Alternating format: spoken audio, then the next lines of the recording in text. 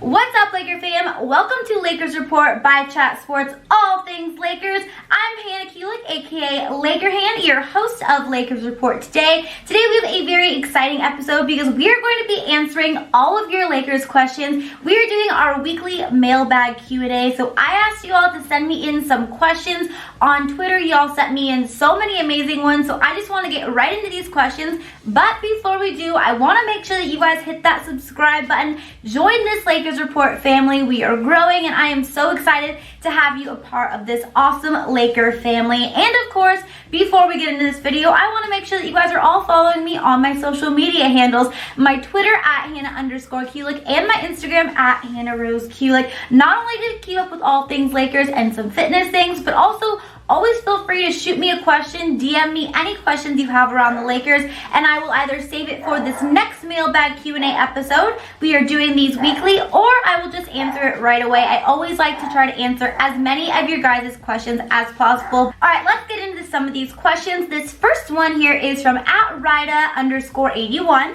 and he asked, the Lakers are still very reliant on LeBron James playing great each night. Should they consider load managing him? As we all know, he'll shoulder the load in the playoffs. And then we also have another one just kind of talking about load management right here, so I want to include this one in as well. This one is from @ByGDaddy2006. When do you think we will start load managing LeBron James and Anthony Davis? So in terms of load managing for LeBron and AD, I don't really think there is any reason to do it so early in the season. I mean, I know that the Clippers are doing it a lot with Kawhi Leonard right now, but I just think that's ridiculous. I think that's something that if you're going to rest a player, you do it later on. You do it maybe on a night of a back-to-back. You do it when it's a little bit more later on into the season and when they need it. Right now, I don't think there is any reason to do any load management. Maybe later on in the season, like I said, if we have a back-to-back, I think possibly we could see the Lakers resting LeBron. I don't necessarily think we would be just resting Anthony Davis just to rest him, but I think right now there's no reason to do it. We don't want to lose any unnecessary games. The Lakers are off to a great start. We don't want to start kind of losing just to kind of rest our players. And also in terms of a load management for both LeBron James and Anthony Davis, unless we are very, very far into the season, we already kind of have our standing in the playoffs already set. I don't ever see the Lakers resting both LeBron and Anthony Davis on the same night. Possibly, maybe they could rest one or the other, but I never really see the Lakers resting both of their stars on opening night because you don't want to go into a game just with the mentality of, oh, we're just going to throw this game, lose the game. I don't really like load management in general, especially this early on in the season. I just think it's ridiculous. It's not fair to the fans who pay a lot of money to go and watch these superstars play. So that's just my thoughts. I wouldn't really worry. I don't think the Lakers are worried right now about load managing LeBron and AD, but maybe as the season gets later on in the season, we could see them resting one of those guys from time to time, but not really a big concern right now. Now, we are just getting started with this mailbag Q&A. We still have a ton of questions to get to, but before we do, we are doing a fun and a very exciting giveaway with one of Chat Sports' new sponsors, Kashiyama the Smart Tailor. Now, all you have to do to win a free sports coat, they make awesome sports coat, guys. You definitely don't want to miss out on this giveaway. So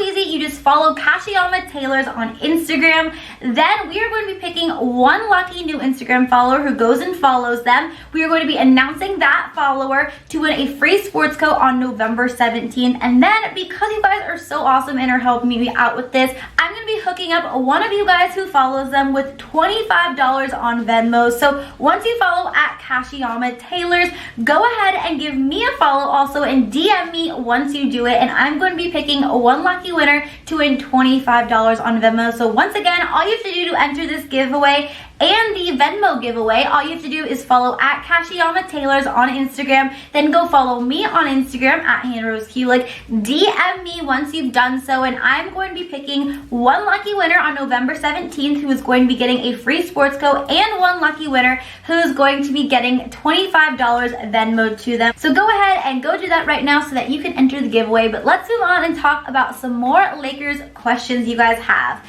So this next question is from @Rhino66.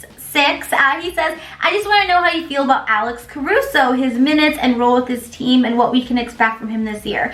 Okay, so Alex Caruso, I feel like has been pretty darn good on the defensive end. I really like the energy he's brought off the bench. He's provided a lot of hustle plays, and honestly, the Lakers do play very well whenever he is on the court. But something that I will say I do want to see him clean up as we get into the season and continue to progress this season is his turnovers, because I think in my opinion, he's just had way too many turnovers, and I want to see him be able to knock down some more shots and be a little bit more aggressive offensively. We've seen some moments about this. He's had some actually pretty impressive dunks so far this season, but I want to see him do it on a more consistent basis. But in general, I have liked the defensive energy that he has brought and the hustle. I think the Lakers have really played well when he is out there on the court. There's been many times where he's been leading the comeback, but I do want to see him limit those turnovers, especially as we continue on in the season. At B Hanley 2005 wants to know, how soon does Kuz start? I don't know if Kuz is even ever going to start this season, or if he's just going to continue to be in this 6-man role for us. We're going to have to see how this season develops. Obviously, Kuz just came back from that injury. He just started playing a few days ago, not even, or I guess it'll be a week since Kuz started his season. So he still is a little bit rusty, still seeing his legs under him. He definitely could start, but again, that would have to be if Anthony Davis decides to be our center. We don't have JaVale McGee in there, or if LeBron is our point guard, we don't have Avery Bradley in there, or another point guard in there. So you would have to do a complete change up in the lineup in order for Kuz to start. And wait for Kuz to get back and 100% healthy and have his legs fully under him before we can really assess whether or not he's going to be in that starting lineup or coming off the bench. But as of now, it looks like Kuz is going to be that 6th-man kind of role for us this season. Next question is, oh, I like this question actually. So at Paris, I don't know how to say this handle, but it's at Paris No or Never. What do you think about Norville Jr. getting minutes? So call me crazy, but I actually wouldn't mind seeing Norville Jr. get some minutes. There's actually been some times this season where when our second unit just was not hitting the shots, they just came out really cold, where I said, you know what? Can't get any worse than this. We might as well put Norville in there and see what he can do, if he can knock down some shots. Obviously, we saw him do it at a pretty consistent high level during the preseason, so this isn't something that I'm opposed to, but I don't really think it's going to happen. The Lakers have so many guards. It's already kind of a struggle finding minutes for all of them each night, so I don't necessarily think we're going to be seeing Zach Norvell Jr. getting a ton of minutes, but if he does get the minutes, I'm totally fine with it, and I kind of would want him to get some minutes and see if he can be kind of that consistent scorer, because right now the Lakers really haven't had a guy who's been able to consistently knock down the threes for us. That's been one of our biggest struggles, and maybe Zach Norvell Jr. is that guy who could help us, but at the end of the day, I don't really know if he's going to be getting the minutes. But if he does, then I am totally all for it. But I'm curious, do you guys want to see Zach Norvell Jr. get some minutes soon this season? If you do, type Y down below, or if you think, nope, he just got to stay in the G League, we already have our team, then type N down below, because I'm curious to what you guys have to say about this. I would like to see him play, but again, maybe I am just crazy. But let me know what you guys have to say about this. Now, moving on to another question, we have at JSway52. Any weak positions the Lakers still need to bolster? So I just kind of touched on this a little bit, but so far our weakest link right now has been our 3-point shooting. For most games, we have really just not been able to consistently knock down 3-point shots, and if we want to be able to compete with the Clippers and some of these top teams, we're going to have to find a way to get better at our shooting. So maybe it's just going to take some time for these guys to continue to get some more playing time and get, you know, a little bit more mid-season form, because obviously we have a lot of these guys on our roster who are more than capable of knocking down those threes consistently. Just so far, they haven't really been able to do so. So our 3-point shooting and just our shooting in general has been our biggest, our weakest link so far, but also just to continue to improve on the defensive end and continue to bring that defensive energy for 48 minutes per game, because so far we've seen the Lakers really have these quarters where they can be locked down defenders, and really that is why we win the game, when the Lakers turn up that heat on the defensive end. But so far I haven't really seen them do that for a full 48 minutes, so I would like to see them be able to do so, because I think we can honestly be the best defensive team in the league if we do come out playing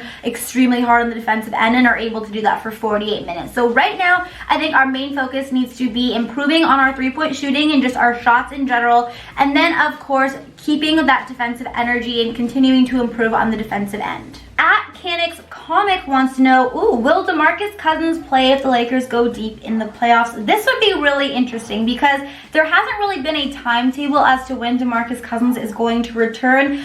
Most of people can just assume it's not going to be this season, but if the Lakers do make a deep run in the playoffs, we could see DeMarcus Cousins potentially coming back. Now, obviously, once he is healthy and cleared to practice and play, it's going to take a little bit of time for him to get in shape. So I don't know necessarily if he's going to be able to play for us at all this season, even if we do get in the playoffs. But if he does get healthy a little bit earlier than assumed, we could definitely see DeMarcus Cousins back in that lineup. It is kind of interesting because he has been traveling with the team. I've seen him at every game, so he is definitely there, very visible, still very active with the team, and as much as he can be. But obviously, we're just going to have to kind of wait and see if he gets healthy early, because there is going to be a little bit of time once he is cleared to kind of practice and play again, where he has to get kind of just in shape, because obviously missing an entire season is not an ideal situation. That would be pretty crazy if the Lakers all of a sudden get a healthy DeMarcus Cousins in the playoffs. I don't know who would beat us, honestly. If we have DeMarcus Cousins, Dwight Howard, JaVale McGee,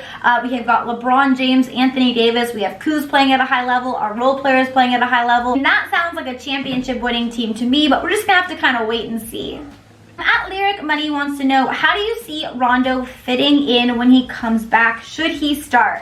Right now, I really like this starting lineup that we have. I really like having Avery Bradley as our starting point guard. That was something that I wanted from the very beginning, so it's nice that I kind of got my wish. And it's definitely been working out. I like that Bradley has brought in a ton of energy on the defensive end. He really has been super reliable, been that lockdown defender for us in that starting lineup. And I like our starting lineup, so I wouldn't really want to make any replacements to it, besides potentially taking JaVale McGee out of it and replacing Dwight Howard as our starting center. So I think when Rondo comes back, I would rather him come off the bench, because we don't really have a playmaker coming off the bench. And obviously in that starting lineup, we already have LeBron James, who has really taken on that role as that de facto point guard, that playmaker in general. So I don't think we need him and Rondo in the same lineup, but our second unit could definitely use it, and we've seen that kind of night in, night out. So I think Rondo would be better suited coming off the bench. But what do you guys think? Do you think that Rondo should be our starting point guard,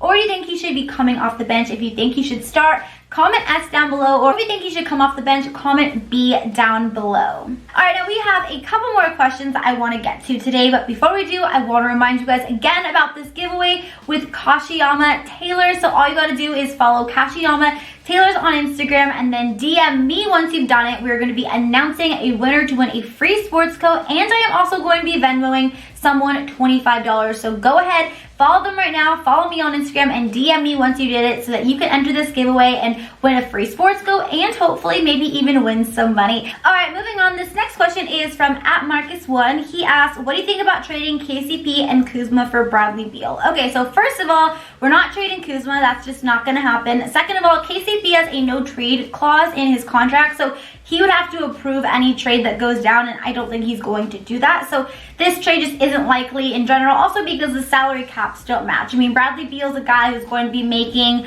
the max salary next year, and unfortunately, those two salaries just don't match up. So it's not really a likely situation. I don't think the Lakers are going to trade for Bradley Beal. I honestly don't really think we need to as of now, but regardless, we're not going to be able to do it with KCP and Kuz because the salaries don't match up. We're not trading Kuzma, and KCP's not going to accept a trade anyway, so definitely not going to happen. But I mean, Bradley Beal's an awesome player, but I don't even think the Lakers need him right now, to be honest.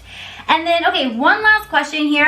We have @LetItFlyBC5.